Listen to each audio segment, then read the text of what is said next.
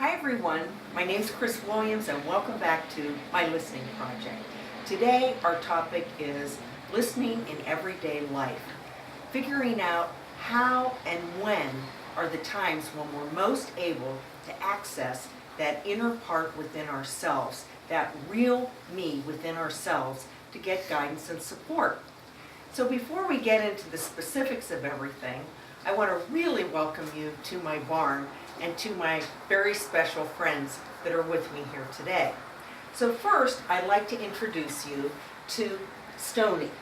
And Stony is my friend's horse, Carrie. Her horse's name is Stony, and he is one big guy.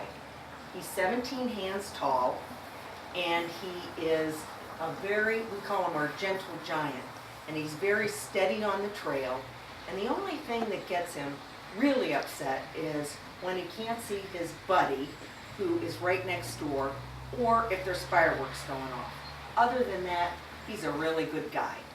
Now, over here, this is my horse, and his name is Teddy. His real name is Tecumseh. And here, Teddy. And Teddy, I call him my healing horse because he came to me a couple of years ago after I'd had a lot of loss in my life in a very short period of time. And Teddy also had a pretty tough life.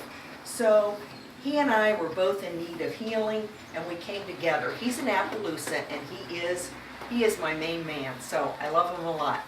Now, what we're going to do today is tie in why am I here in my barn talking about listening in everyday life. And it's really pretty basic. When I am in my barn with my horses, and whether I am cleaning their stalls or grooming them, I am in a space of where my mind is free and my heart is open. And by that I mean where my thoughts are not focused on all these different problems that I have. I enter this barn, I'm with these beautiful creatures, and so I can put myself in that spot. And then also my heart is open because once again, I have such good feelings about being here with these beloved animals. But let's get really specific and then tie this into you and your own life. And I'm going to really get down to being concrete. So when I come in here, it might seem strange, and I'm being perfectly honest with you when I say this. As I stand in his stall and I shovel all of this horse manure, I am literally, as I'm cleaning, getting rid of the stuff. And so when we go to a place that we really enjoy and that where we really feel good, what we're able to do then, he wants a biscuit, is able to free up our thinking and allow our thoughts to flow. So I'm cleaning my stall very concretely, going about my everyday business, but because I'm in a place that I love, I'm able to be more open. Now, I'm telling you what works for me, but I'm asking what works for you. You know, I can also go out and I can be in my car and I can be driving down the road listening to Bob Seger. And you know what? I can get the same kind of feeling where my mind is free, I'm not thinking of those everyday problems, and also my heart is open to the music and to the words that are coming through. And the important thing we need to think about is that we want to make sure that we're allowing this information to come forward.